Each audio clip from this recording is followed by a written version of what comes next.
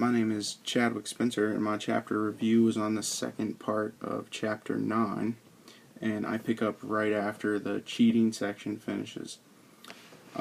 This portion of the chapter focuses primarily, or the first part of it focuses primarily on preparing for assessments, and it talks about some general guidelines in preparing for assessments, and it highlights the fact that teachers, of course, need to take this seriously, that it's a professional skill that we need to develop, while recognizing the fact that tests can be kind of haphazardly thrown together. That, of course, is not helpful for the students and ends up creating more work for the teacher in the long run.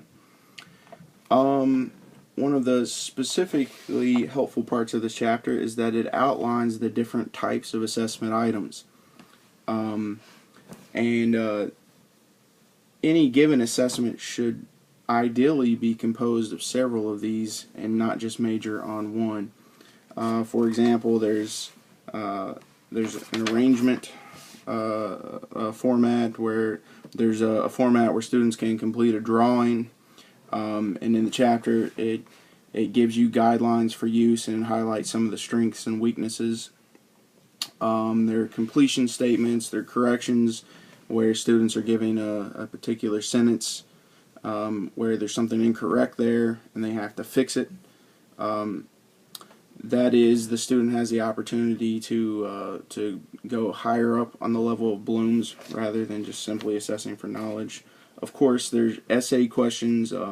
However, it's interesting, though, that they kind of caution against essay questions, at least in this respect, that because so much of grading an essay question is part of the teacher's subjectivity, that they caution against overusing it, and to kind of keep that in mind when you're assessing whether students have done well or not done well. And particularly, some students are just better at writing than others. They just have a degree of fluency in writing and communicating, and that doesn't necessarily mean that they've acquired knowledge better than other students, so that's something to keep in mind. Another type is grouping. If there's several items presented, the students, or out of a list of items, students can put them in order according to things they have in common, etc., and there are different ways you can go about that to assess different types of understanding. Identification, matching, of course, and multiple choice. Multiple choice is one of the largest type of assessment items here that the chapter gives information about, and because it's one of the most common, it's a very good way of measuring not only lower but higher levels of cognition, but it takes time to do it well. And so the book goes through and lists some specific ways that you should make use of that, and some kind of things to avoid. Short explanation is obviously similar to the essay, except for shorter in quantity. And then lastly, true and false. The book cautions against ever using a purely true or false test. There are some advantages to using true or false, but it's so hard to write a completely true or a completely false question that it should only be a component of a larger exam. And then the next portion of the chapter talks about reporting achievement, and it centers on the fact that really there are two ways of doing that. Of course, there's the grade report, that schools have a system for disseminating to parents, but also, and perhaps a component of reporting that's not thought as much about, is that you need to be able to communicate other ways that children are developing as well, behaviorally, etc. Some schools, for example, have a workplace or life skills assessment that they communicate, and it's part of their students' portfolios. Moving on, the next portion of the chapter talks about parental involvement and ways of engaging with parents. Obviously, it's important to contact parents even if it's not obligatory.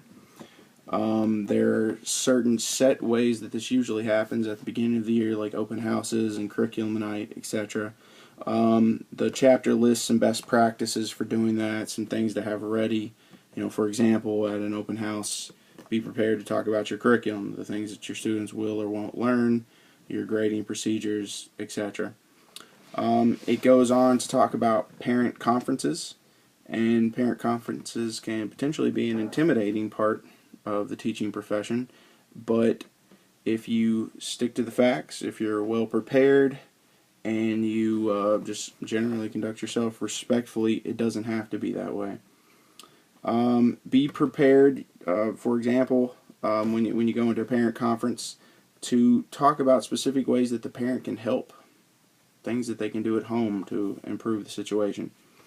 And then lastly, it deals with dealing with irate parents or conferences that have not gone to plan. And one of the big things there is, don't allow yourself to be put on the defensive. Don't fall into the trap of arguing or jabbing back at the parent. Sometimes the best tactic is to, end the session or agree to meet at a later date in the future, and then to have a mediator present, an administrator or a counselor. In summary, specifically involving assessments, anytime you're reporting on a student's achievement, you need to do so from a collected body of evidence. So it's of course important that you have kept yourself organized, and that you're focusing on his or her individual development. You're not just casting them into a group. Regarding the assessment process, it's important that students understand it. If there's points of ambiguity, that they're explained to students. And a big part of it is allowing students to be involved in the planning of assessments.